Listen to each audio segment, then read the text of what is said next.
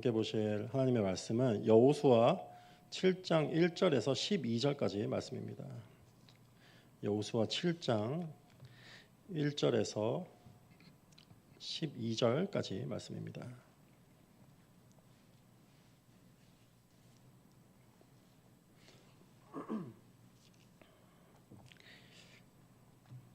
네, 찾으셨으면 한 절씩 교독하시겠습니다. 이스라엘 자손들이 온전히 바친 물건으로 말미암아 범죄하였으니 이는 유다 지파 세라의 중손 삽디의 손자 갈미의 아들 아간이 온전히 바친 물건을 가졌음이라. 여호와께서 이스라엘 자손들에게 진노하시니라. 여호수아가 여리고에서 사람을 베델 동쪽 베다민 교수에 있는 아이로 보내며 그들에게 말하여 이르되 올라가서 그 땅을 정탐하라 하매 그 사람들이 올라가서 아이를 정탐하고 여호수아에게로 돌아와 그에게 이르되 백성을 다 올라가게 하지 말고 2,3,000명 올라가서 아이를 치게 하소서. 그들은 소수이니 모든 백성을 그리로 보내어 수고롭게 하지 마소서 하므로 백성 중 3,000명쯤 그리로 올라갔다가 아이 사람 앞에서 도망하니 아이 사람이 그들을 36명쯤 쳐 죽이고 성문 앞에서부터 스바림까지 쫓아가 내려가는 비탈에서 쳤으므로 백성의 마음이 녹아 물같이 된지라. 여호수아가 옷을 찢고 이스라엘 장로들과 함께 여호와의 궤 앞에 엎드려 머리에 티끌을 뒤집어 쓰고 저물도록 있다가 이르되 슬프도소이다. 주 여호와여 어찌하여 이 백성을 인도하여 요단을 건너게 하시고 우리를 아모리 사람의 손에 넘겨 멸망시키려 하셨나이까. 우리가 요단 저쪽을 만족하게 여겨 거주하였다면 좋을 뻔하였나이다. 여 이스라엘이 그의 원수들 앞에서 돌아섰으니 내가 무슨 말을 하오리이까. 가나안 사람과 이 땅의 모든 사람들이 듣고 우리를 둘러싸고 우리 이름을 세상에서 끊으리니 주의 크신 이름을 위하여 어떻게 하시려 하나이까 하니 여호와께서 여호수아에게 이르시되 일어나라. 어찌하여 이렇게 엎드렸느냐. 이스라엘이 범죄하여 내가 그들에게 명령한 나의 언약을 어겼으며 또한 그들이 온전히 바친 물건을 가져가고 도둑질하며 속이고 그것을 그들의 물건들 가운데 두었느니라. 함께 읽겠습니다. 그러므로 이스라엘 자손이 그들의 원수 앞에 능히 맞서지 못하고 그 앞에서 돌아섰나니 이는 그들도 온전히 바친 것이 됨이라. 그 온전히 바친 물건을 너희 중에서 멸하지 아니하며 내가 다시는 너희와 함께 있지 아니하리라. 아멘. 네, 우리는 인생에서 실패를 경험할 때가 있습니다. 많은 경우는 우리가 실패를 경험할 때 내가 왜 실패를 경험하게 되는지 그 이유에 대해서 아마 알고 있습니다. 그러니까 그 실패의 원인을 정확하게 알게 될 때 그 문제를 다시 도전하고 극복을 할 수가 있게 되죠.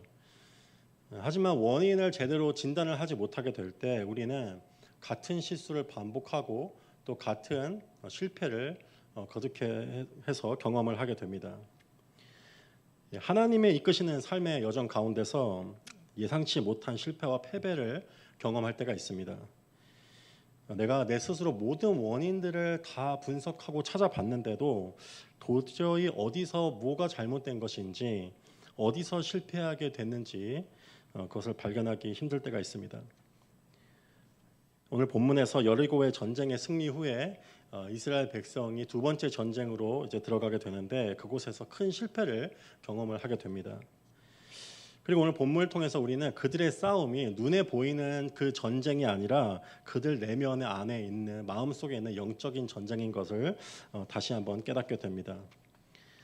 오늘 본문을 통해서 하나님이 이끄시는 삶의 여정 가운데 그 전쟁과 싸움 가운데서 내가 경험하는 실패의 궁극적인 원인이 어디에 있는지, 그리고 실패의 원인을 정확하게 파악하는 방법은 어디에 있는지, 또 다시 승리로 나아가는 방법은 어디에 있는지 함께 살펴보길 원합니다. 첫째로 오늘 본문을 통해서 알게 되는 것은 실패의 궁극적인 원인은 나의 욕심과 탐심에 있음을 우리는 알아야만 합니다. 오늘 본문에서 유다 지파 중에 아간이 온전히 바친 물건을 가져갔다고 얘기를 하고 있죠. 이 본문을 이해하기 위해서는 이 전에 나오는 내용을 이해해야만 합니다. 하나님께서 이스라엘이 전쟁에 돌입하게 되는데 거기서 그들이 전쟁에 승리하게 됐을 때에 해야 되는 일에 대해서 정확히 말씀을 해주시는 본문이 있게 됩니다. 여호수아 6장 17절에서 19절까지 말씀인데요. 함께 보도록 하겠습니다.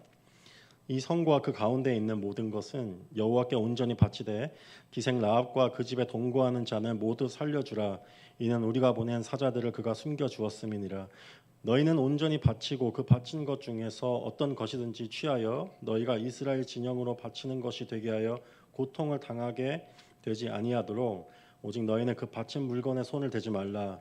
은, 금과 동철 기구들은 다 여호와께 구별될 것이니 그것을 여호와의 곳간에 드릴지니라 하니라.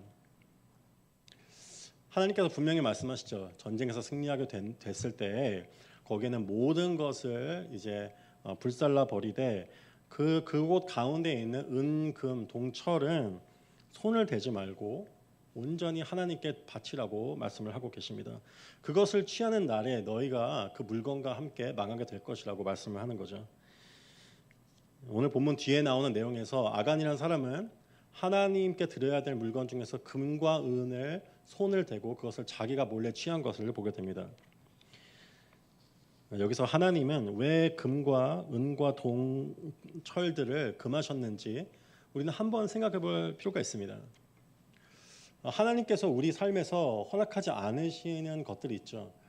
근데 그 이유를 분명하게 파악하지 못할 때 우리는 많은 혼란 속에 빠지게 됩니다. 또 하나님의 선하심을 발견을 할 수가 없죠. 금과 은을 바치라고 한 것, 가지 말라고 하신 것은 그것이 눈에 보이게 좋아 보이기 때문인 것은 아닐 것입니다. 그때 당시에 금과 은은 우상에 만들어지는 데에 쓰여지는 물건이었습니다. 우리가 그것에 대해서 출애굽기에서 정확하게 그것을 발견하게 되죠.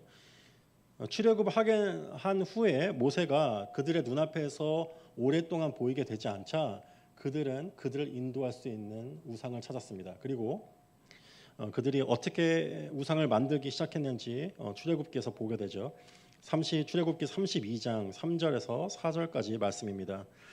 모든 백성이 그 귀에서 금고리를 빼어 아론에게로 가져가매 아론이 그들의 손에서 금고리를 받아 부어서 조각칼로 새겨 송아지 형상을 만드니 그들이 말하되 이스라엘아 이는 너희를 애굽 땅에서 인도하여 낸 너희의 신이로다 하는지라.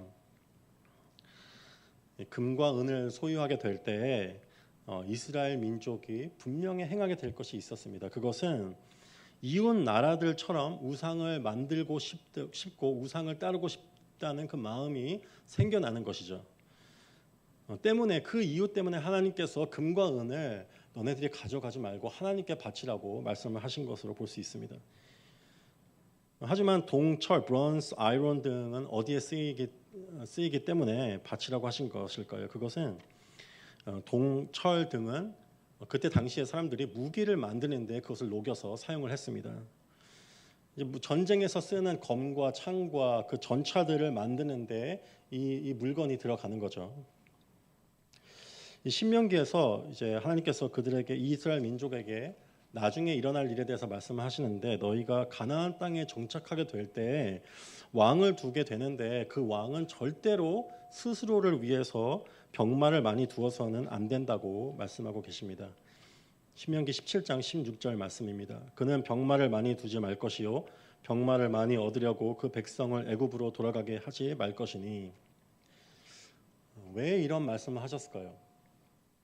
그 이유는 그들이 병마를 많이 두게 됐을 때 전쟁에 쓸 수 있는 무기들을 많이 갖출 수 있게 될 때 더 이상 하나님을 의지하고 싶은 마음이 들지 않을 수 있기 때문입니다. 우리는 연약할 때, 우리는 내가 가진 것이 없을 때 하나님을 의지하게 됩니다.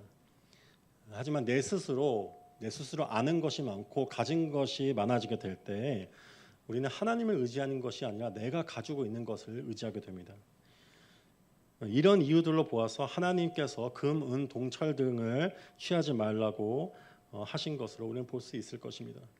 하나님은 하나님만을 의지하기를 원하셨고 하나님께서 그들을 보호해 주시는 그 하나님이 되기를 원하셨던 것이죠.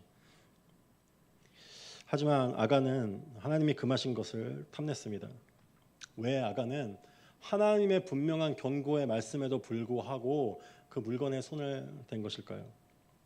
그는 아마 긴 40년 광야 생활, 떠돌이 생활을 하면서 그는 아마 어떤 바람이 있었을 것입니다.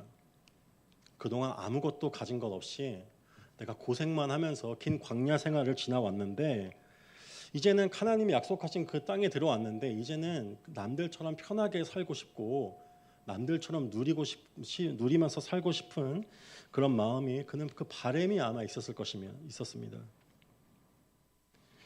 여러분도 분명 이와 비슷한 마음이 들 때가 있을 것입니다. 너무나 긴 시간 외롭게 보냈고 너무 긴 시간 고생만 했고 너무 지치고 그동안 어렵게 살아왔는데 이제 남들처럼 편하게 살고 싶은 마음이 여러분 안에 들 때가 있습니다. 하나님을 의지하며 사는 것 좋죠. 하나님이 나의 주인 되신 것 압니다. 광야에 계속된 광야 생활 가운데서 하나님을 따라가면서 살 수 있죠. 하지만은 마음 한 구석에는 이제는 편안하게 누릴 것 누리면서 살고 싶은 마음이 드는 것입니다. 그런 마음을 품게 될 때 우리 모두가 집중하게 되는 것이 있습니다. 간절히 원하는 것이 생기게 되는 것이죠. 내가 이것만 있으면 이 문제만 해결되면 정말 편안하게 살 수 있을 텐데라고 생각하는 것이 있습니다. 예를 들면 돈이나 어떤 명예나 또 어떤 청년들은 이제 결혼이나 어떤 미국 상에서는 그 신분의 문제나 정말 그것을 간절히 원하게 되는 그 한 가지 것들이 있죠.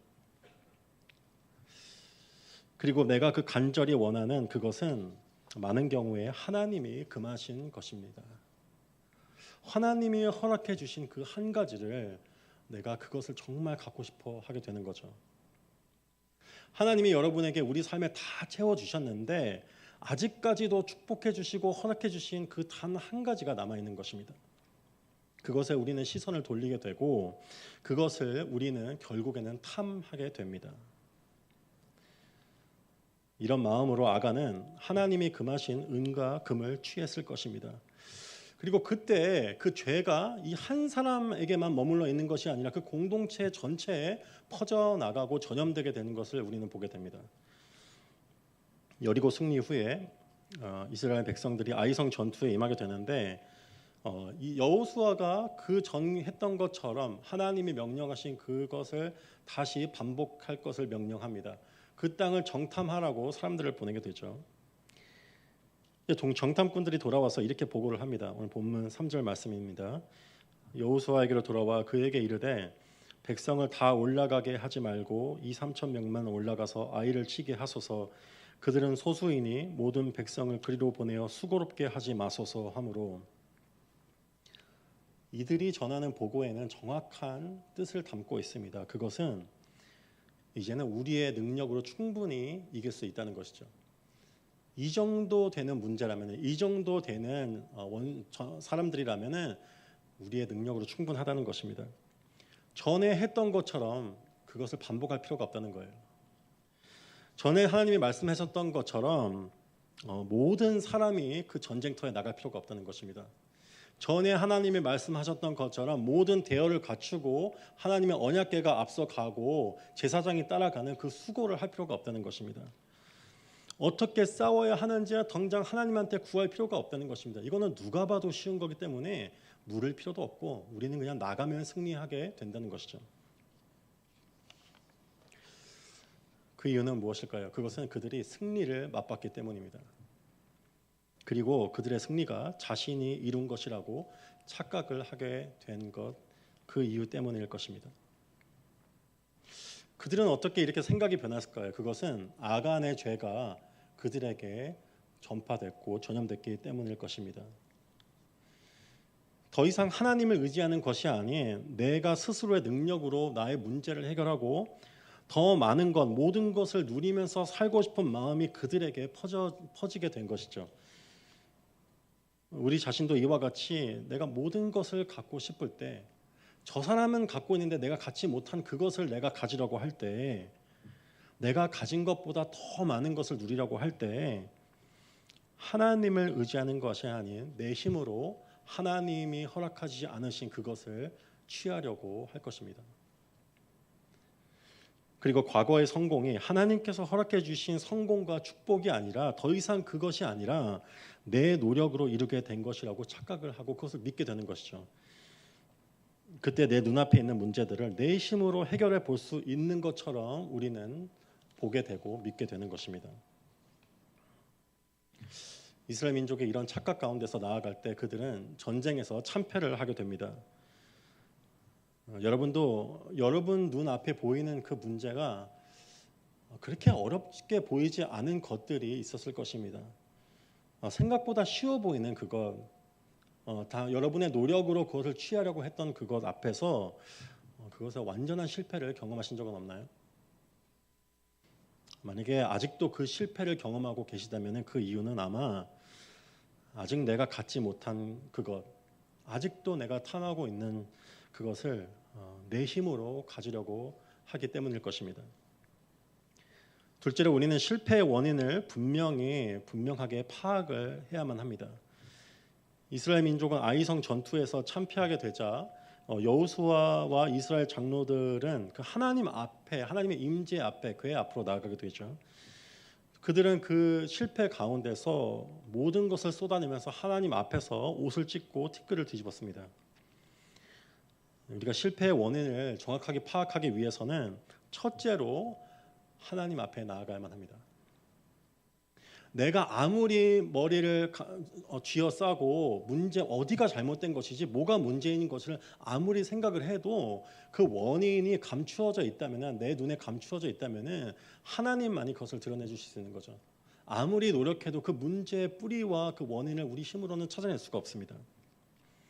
때문에 하나님 앞에 나아가야만 하는 것이죠. 둘째로 하나님께 나아갈 때 우리는 아무것도 가리지 않고 하나님께 모든 것을 내어놓으며 나아가야만 합니다. 오늘 본문에서 여호수아가 어떤 고백으로 하나님께 나아가는지를 우리는 한번 볼 필요가 있습니다.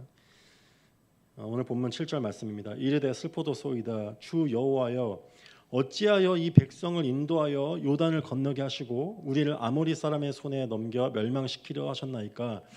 우리가 요단 저쪽을 만족하게 여겨 거주하였다면 좋을 뻔하였나이다.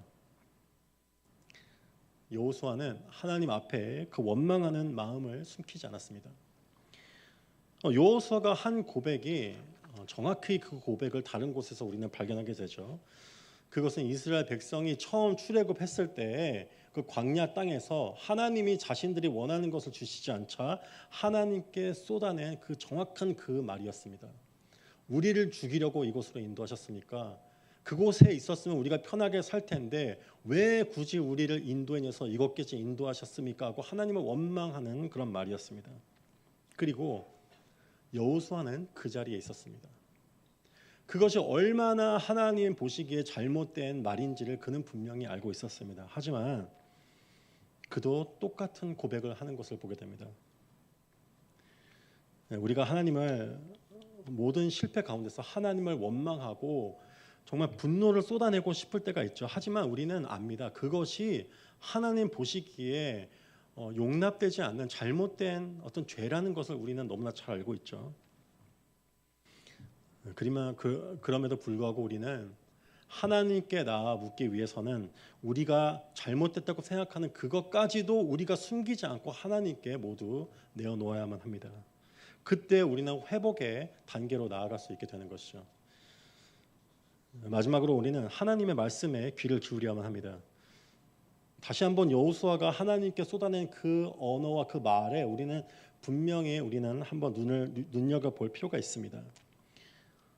여호수아는 그저 하나님께 나 힘듭니다. 나 화가 났습니다. 우에 우리를 데리고 왔습니다. 하고 원망하는 말은 아니었습니다. 그가 하나님께 쏟아낸 말들은 하나의 기도였고 하나의 질문이었음을 우리는 알 수가 있습니다. 한번 보기를 원합니다. 이렇게 말을 하는 거죠. 왜 우리를 여기로 인도하셨습니까? 내가 이스라엘 백성들에게 무슨 말을 해야 합니까? 하나님의 이름이 이 땅에 떨어졌으니 어떻게 하실 겁니까? 하고 하나님의 답을 구하는 것임을 우리는 보게 됩니다.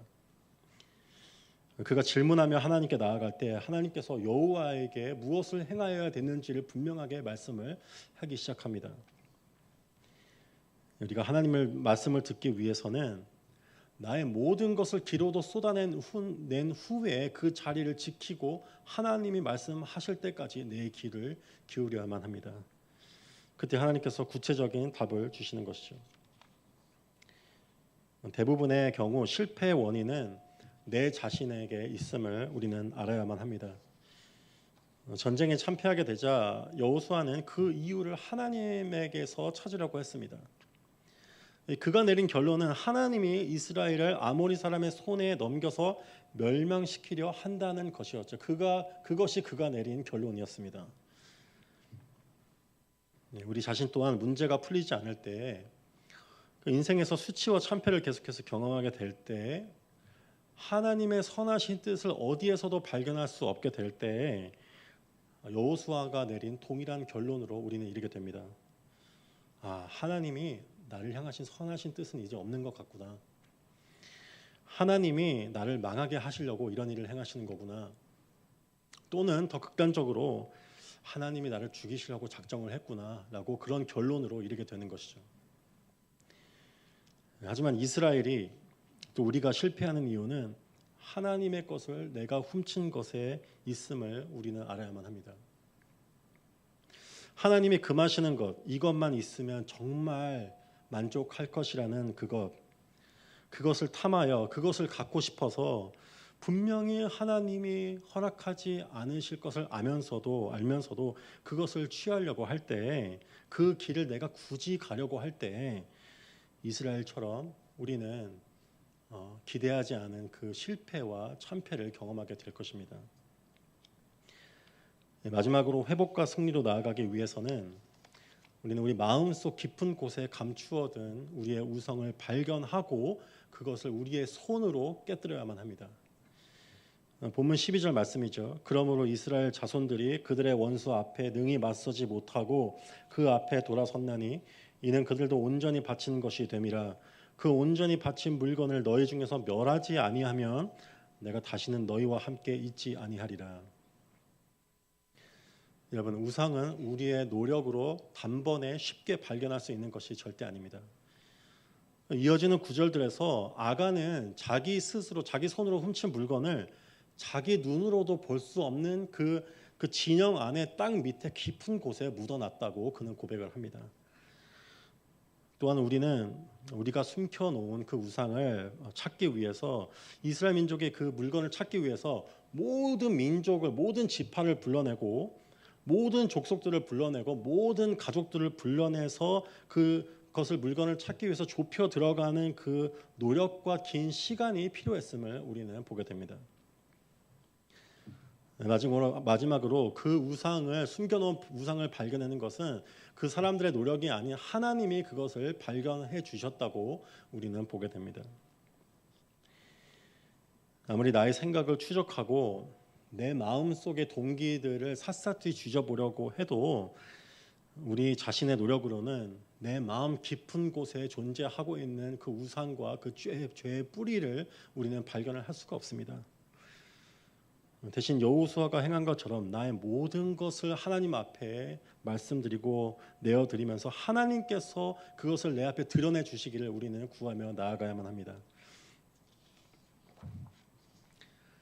일이 풀리지 않을 때, 계속해서 그 문제 앞에서 넘어지게 될 때 대부분 문제의 원인은 내 안에 있음을 우리는 분명히 깨달아야만 합니다. 하나님이 허락하시지 않았음에도 그 길을 가기로, 그것을 내가 가져보기로 결정을 할 때 희망은 보이지 않고 계속해서 일들은 풀리지 않고 계속해서 길이 막히는 것을 경험하게 될 것입니다. 그때 내가 해야 되는 것은 하나님께 나아가 묻는 것이죠. 나도 보지 못한, 나도 발견하지 못했던 내 마음 깊은 곳에 감춰두었던 그거 우상을 하나님께 보여주시기를 구하며 우리는 나아가야만 합니다. 그때 온전한 회복으로 나아갈 수 있게 되는 것이죠. 우리는 분명히 알아야 되는 사실이 있습니다. 이스라엘 민족에게 너희가 은과 금, 그 귀중품들을 나에게 바치라고 말씀하셨을 때 하나님은 절대 그것을 허락하지 않기로 작정하신 것이 아님을 우리는 이어지는 나중에 일어나는 일들을 통해서 알게 됩니다.